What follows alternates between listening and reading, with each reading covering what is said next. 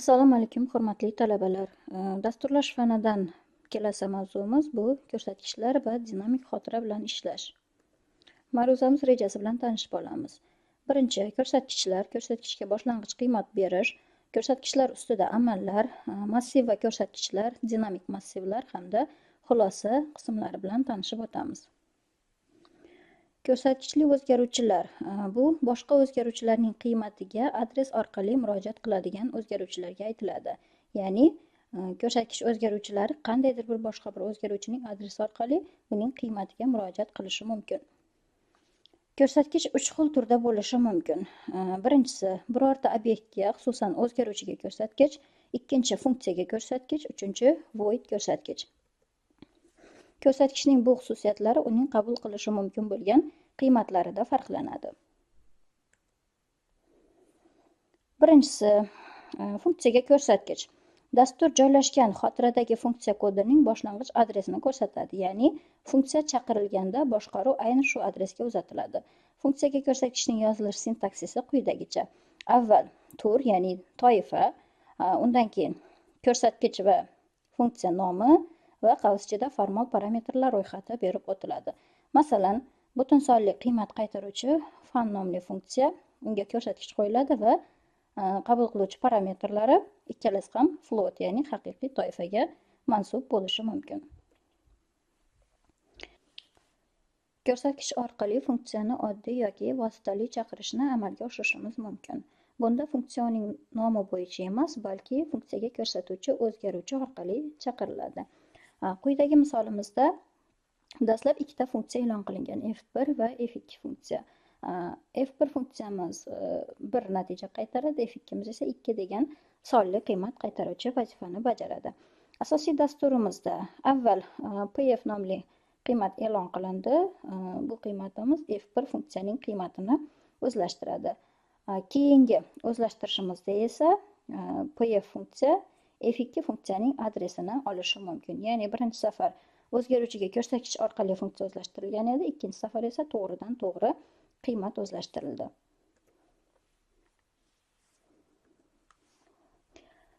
Yana bitta misolni ko'rib chiqamiz. Bu yerda 3 ta funksiya prototipi berilgan. Birinchi funksiyamiz butun sonli qiymat qaytaruvchi f1 nomli funksiya, hech qanday argument qabul qilmaydi. Ikkinchi funksiyamiz haqiqiy toifali qiymat qaytaruvchi f2 nomli funksiya. Bu funksiyamiz ham hech qanday argument qabul qilmaydi. Uchinchi funksiyamiz butun sonli qiymat qaytaruvchi f3 nomli funksiya. U butun sonli bitta formal parametrga ega. Endi funksiya ko'rsatkichlariga qiymat berishni ko'rib chiqamiz. Bu yerda birinchi misolimizda int toifali qiymat qaytaruvchi ko'rsatkichli funksiya yaratildi. Ko'rsatkichli funksiyamiz nomi pf1. Unga f1 funksiyaning qiymatini to'g'ridan to'g'ri o'zlashtiramiz. Bu mumkin. Nimaga deganda ikkala funksiyamiz ham int toifali qiymat qaytaruvchi funksiya hisoblanadi. Ikkinchi funksiyamiz butun sonli qiymat qaytaruvchi pf2 nomli ko'rsatkichli funksiya. Unga f2 ning qiymatini o'zlashtiramiz. Bu xato. Nimaga deganda f2 funksiyamiz haqiqiy toifali qiymat qaytaruvchi funksiya hisoblanadi. Uning qiymatini int toifali ko'rsatkichli funksiyaga o'zlashtirish mumkin emas. Keyingi funksiyamiz int toifali qiymat qaytaruvchi pf3 nomli funksiya. Unga f3 funksiyani o'zlashtiramiz. Bu ham to'g'ri. Nimaga deganda bu funksiyamiz ham butun sonli qiymat qaytaruvchi funksiya hisoblanadi. Keyingi funksiyamiz pf1 ga f3 ning adresini o'zlashtiramiz.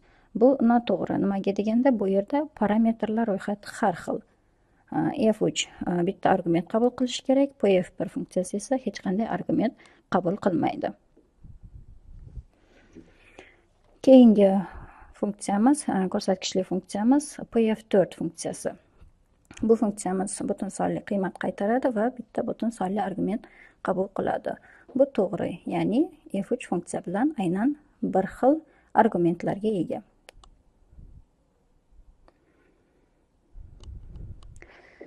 Bu yerda misol sifatida biror funksiya yaratilgan yuqorida. Maksimal nomli funksiya, u 3 ta formal parametrga ega. Bu yerda funksiyamiz prototipi ko'rsatib o'tilgan va bu funksiya prototipidan asosiy dasturda foydalanilgan. Asosiy dasturimizda NMK nomli o'zgaruvchilar, butun sonli o'zgaruvchilar e'lon qilindi va ko'rsatkichli funksiya yaratildi. Bu ko'rsatkichli funksiyaning qabul qiluvchi formal parametrlari ham 3 ta butun sonni qabul qiladi. Va bu funksiyamizga yuqoridagi funksiyani o'zlashtiramiz.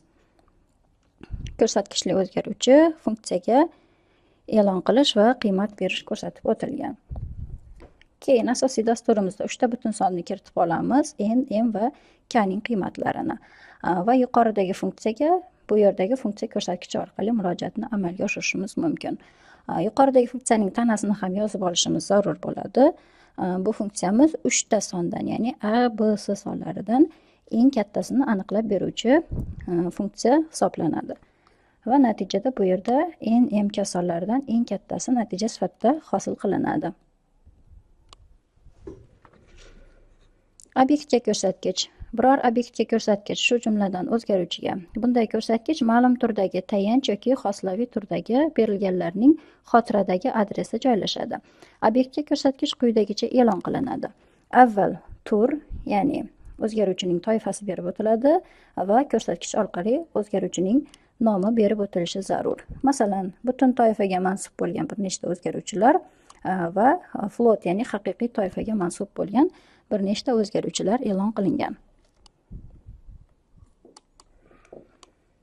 Keyingi rejamiz void ko'rsatkich. Bu ko'rsatkich obyekt turi oldindan noma'lum bo'lganda ishlatiladi. Unga har qanday turdagi ko'rsatkich qiymatini yuklash mumkin. Void ko'rsatkich adresidagi qiymatni ishlatishdan oldin uni aniq bir turga oshkor ravishda keltirish kerak bo'ladi. Void ko'rsatkichni e'lon qilish quyidagicha amalga oshiriladi. Avval void kalit so'zi, keyin ko'rsatkich belgisi va o'zgaruvchi nomi berib o'tilishi zarur. Ko'rsatkichning o'zi o'zgarmas yoki o'zgaruvchan bo'lishi va o'zgarmas yoki o'zgaruvchilar adresiga ko'rsatilishi mumkin. Masalan, birinchi ifodamiz butun sonli pi nomli ko'rsatkich e'lon qilindi. Bu butun o'zgaruvchiga ko'rsatkich hisoblanadi. Ikkinchi misolimizda constant int pci. Bu butun o'zgarmasga, ya'ni konstantaga ko'rsatkich hisoblanadi. Keyingi misolimizda butun sonli toifa e'lon qilindi va konstant ko'rsatkich e'lon qilindi. Undan keyin o'zgaruvchi nomi va ilova orqali qiymat berilishi mumkin. Bu butun o'zgaruvchiga o'zgarmas ko'rsatkich berish ifodasi hisoblanadi. Keyingi misolimizda constant int, ya'ni o'zgarmas butun son e'lon qilindi toifasi va konstant ko'rsatkich e'lon qilindi. O'zgaruvchi va biror bir o'zgaruvchiga ampersand belgisi orqali uning adresi olindi. Bu butun o'zgarmasga o'zgarmas ko'rsatkich hisoblanadi. Ko'rsatkichga qiymatni berish uchun ampersand belgisi orqali adresni olish amali ishlatiladi. Dinamik xotira. Bu sohadagi bo'sh xotira dastur ishlash jarayonida kerakli paytida ajratib olinadi va zarurat qolmaganida qaytariladi, ya'ni bo'shatiladi. Dinamik xotiraga faqat ko'rsatkichlar yordamida murojaat qilish mumkin. Bunday o'zgaruvchilar dinamik o'zgaruvchilar deyiladi. Ko'rsatkichlarni ishlatishdan oldin ularga qiymat berish, ya'ni initsializatsiya qilish zarur. Qiymatga ega bo'lmagan ko'rsatkichlarni ishlatish dasturda xatoliklarga olib keladi. Boshlang'ich qiymatlar quyidagi usullar bilan berilishi mumkin. Bular ko'rsatkichga mavjud bo'lgan obyektning adresini berish, oshkor ravishda xotiraning absolyut adresini berish, bo'sh qiymat berish yoki xotiradan joy ajratish usullari bo'lishi mumkin. Ko'rsatkichga mavjud bo'lgan obyektning adresini berish. Bu yerda adresni olish amali orqali amalga oshirishimiz mumkin bo'ladi. Masalan, bizda ikkita butun o'zgaruvchi i va k o'zgaruvchilari bo'lishi mumkin. Bularning har bittasi o'zining qiymatiga ega. Keyin bu ko'rsatkichga i o'zgaruvchining adresini quyidagi usulda olishimiz mumkin, ya'ni adres olish belgisi, ampersand belgisi orqali i o'zgaruvchining adresini o'zlashtiramiz. Keyingi misolimizda p1 ko'rsatkichga k o'zgaruvchining adresi yoziladi. Ya'ni to'g'ridan to'g'ri o'zlashtirishsiz qavs ichida ampersand belgisi orqali yozib o'tishimiz mumkin. Boshqa initsializatsiyalangan ko'rsatkich qiymatini berish quyidagi usulda bo'ladi. Avval ko'rsatkichli o'zgaruvchi e'lon qilinadi va unga qandaydir qiymatni o'zlashtiramiz. Bu yerda P oldin e'lon qilingan va qiymatga ega bo'lgan ko'rsatkich bo'lishi lozim.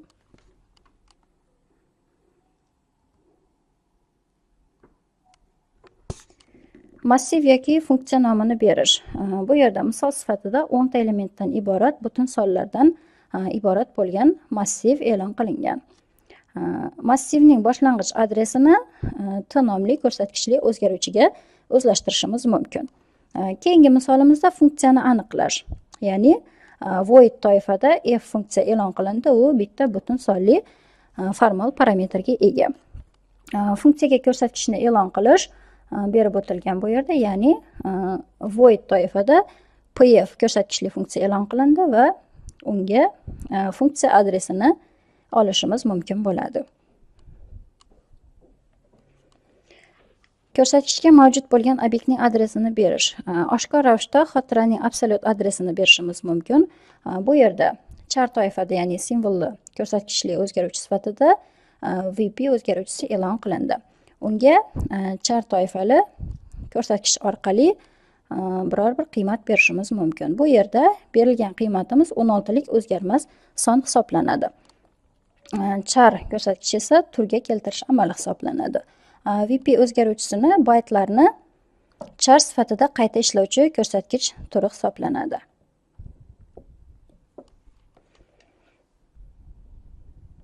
Bo'sh qiymat berish. Bu yerda ikkita o'zgaruvchi e'lon qilindi va birinchi o'zgaruvchimizga, ko'rsatkichli o'zgaruvchimizga null qiymat, ikkinchi ko'rsatkichli o'zgaruvchimizga esa 0 qiymati berildi. Ikkala holda ham ko'rsatkich hech qanday obyektga murojaat qilmaydi. Bo'sh ko'rsatkich asosan ko'rsatkichni aniq bir obyektga ko'rsatayotgan yoki yo'qligini aniqlash uchun ishlatiladi. Keyingi rejamiz xotiradan joy ajratish. Xotiradan joy ajratishning ikki xil usuli mavjud. Birinchisi new amali yordamida, uning sintaksisi avval new kalit so'zi, keyin tur va qiymat berilishi mumkin. Ikkinchi usul malloc va calloc funksiyalari yordamida. Ularning sintaksisi quyidagicha bo'ladi. Avval ko'rsatkich nomi, o'zlashtirish ifodasi, turi, malloc funksiyasi va qavs ichida xotira hajmi berib o'tilishi lozim. Calloc funksiyasida esa avval ko'rsatkich nomi, o'zlashtirish amali, turi, calloc funksiyasi va elementlar soni hamda element xotira hajmi ko'rsatib o'tilishi lozim. Ajratilgan dinamik xotirani bo'shatish uchun esa delete yoki free kalit so'zlaridan foydalanishimiz mumkin. Ko'rsatkichga misollar. Demak, bu yerda xotirani ajratish va bo'shatish bo'yicha misollar berib o'tilgan. Birinchi ifodamiz n nomli ko'rsatkichli o'zgaruvchi e'lon qilindi va unga xotiradan new amali yordamida joy ochildi. Keyingi o'zgaruvchimiz m nomli ko'rsatkichli o'zgaruvchi e'lon qilindi va unga xotiradan yana joy ajratildi. Keyingi ifodalarimizda malloc yoki calloc funksiyalari yordamida xotiradan joy ajratish ko'rsatib berilgan. Ajratilgan xotirani bo'shatish uchun delete yoki free amallaridan foydalanishimiz mumkin. Ko'rsatkich ustida amallar. Ko'rsatkich ustida quyidagi amallar bajarilishi mumkin. Bular obyektga vositali murojaat qilish amali, qiymat berish amali, ko'rsatkichga o'zgarmas qiymatni qo'shish amali, ayirish amali, inkrement yoki dekrement amallari, solishtirish amali va turga keltirish amallari. Agar har xil turdagi ko'rsatkichlarga qiymatlar berilsa, albatta turga keltirish amallaridan foydalanish lozim bo'ladi. Bu yerda misol sifatida bitta butun son e'lon qilingan va unga ma'lum bir qiymat o'zlashtirilgan. Ikkinchi o'zgaruvchimiz float, ya'ni haqiqiy toifaga ega x nomli o'zgaruvchi, unga haqiqiy qiymat o'zlashtirildi. Butun sonli ko'rsatkichli o'zgaruvchi yaratamiz va unga birinchi butun sonimizning adresini o'zlashtiramiz. Haqiqiy toifada ko'rsatkichli o'zgaruvchi yaratamiz va unga ikkinchi haqiqiy sonimizning adresini o'zlashtiramiz. Keyingi qatorda void, ya'ni bo'sh ko'rsatkichli o'zgaruvchi e'lon qilindi. Keyingi qatorimizda esa int toifadagi ikkita ko'rsatkichli o'zgaruvchi e'lon qilindi. Bu qatorimizda px, ya'ni haqiqiy toifadagi ko'rsatkichli o'zgaruvchimizga n qiymatini n ning adresini float toifaga o'tkazish orqali o'zlashtirishimiz mumkin.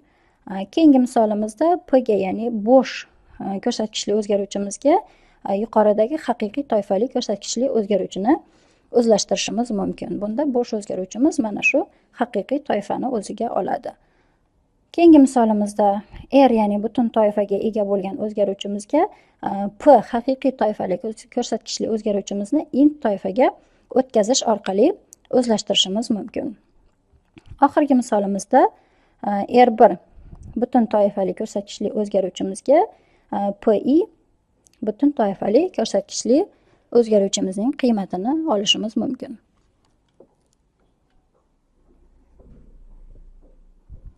Inkrement amalida ko'rsatkichli o'zgaruvchilardan foydalanish.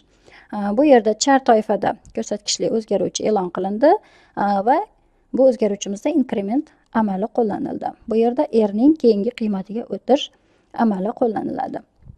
Keyingi o'zgaruvchimizda ham xuddi shunday amal qo'llaniladi. Konstantaga qo'shish. Bu yerda ko'rsatkichli o'zgaruvchimizga konstanta qo'shadigan bo'lsak, bu yerda r ning qiymati 3 taga oshadi. Q ning qiymati ham xuddi shunday qiymati oshiriladi. Massiv va ko'rsatkichlar. Massivning nomi massivning boshlang'ich adresiga ko'rsatkichdir. Bu yerda butun sonli 5 ta elementdan iborat bo'lgan massiv e'lon qilindi va uning boshlang'ich qiymatlari initsializatsiya qilindi. Bu statik massiv hisoblanadi. Keyin ko'rsatkichli o'zgaruvchi yaratib olamiz va bir butun son e'lon qilamiz. Butun o'zgaruvchi. Ko'rsatkichga massivni o'zlashtiramiz. Bu yerda ko'rsatkichga massivning boshlang'ich adresi o'zlashtiriladi. Bu o'zgaruvchimizga ko'rsatkichli o'zgaruvchining o'zini o'zlashtiramiz. Bu yerda b ga massivning 0-indeksdagi elementi olinadi. Va yana b ga p plus 2 ni o'zlashtiradigan bo'lsak, u holda massivning 2-indeksdagi elementi olinadi. Bu yerda i nomli o'zgaruvchi e'lon qilindi va unga 3 qiymati o'zlashtirildi va ekranga izohlardan foydalangan holda massivning 3-indeksdagi elementini p plus i orqali hosil qilishimiz mumkin. Bu yerda p massivning boshlang'ich o'zgaruvchini adresini oladigan bo'lsa, unga 3 ni qo'shganimiz 3-indeksdagi elementni hosil qiladi.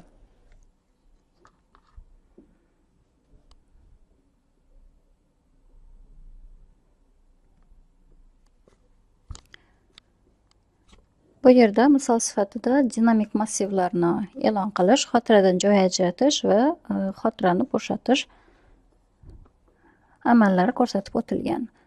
Bu yerda 0 dan n gacha, ya'ni n ta elementli butun sonlardan iborat bo'lgan massiv elementlarni kiritib olamiz. Massivga xotiradan joy ajratish uchun ko'rsatkichli massiv e'lon qilinadi va har bitta elementi new kalit so'zi yordamida e'lon qilib o'tiladi. Massivning har bitta indeksga ni o'zlashtirib ekranga chiqarish amali ko'rsatilgan. Massiv elementlardan foydalanib bo'lganimizdan keyin xotirani bo'shatish zarur bo'ladi. Buning uchun delete kalit so'zidan foydalanamiz. Xotirani dinamik taqsimlash standart funksiyalari xotiradan massiv uchun kerak bo'ladigan uzilmas yaxlit qismini topadi va uning boshlang'ich adresini qaytaradi. Buning uchun malloc yoki callloc funksiyalaridan foydalanishimiz mumkin bo'ladi. Malloc funksiyasida massivning baytlardagi o'lchami berib o'tilishi zarur argument sifatida, callloc funksiyasida esa elementlar soni va elementning baytdagi o'lchami berib o'tilishi zarur. Xotirani dinamik taqsimlash standart funksiyalarini ishlatish uchun yuqorida malloc hash va studio hash bibliotekalarini e'lon qilib o'tishimiz zarur bo'ladi. Xotiradan dinamik obyektni o'chirish uchun esa free amalidan foydalanishimiz mumkin. Bu yerda qavs ichida ko'rsatkich berib o'tilishi zarur bo'ladi.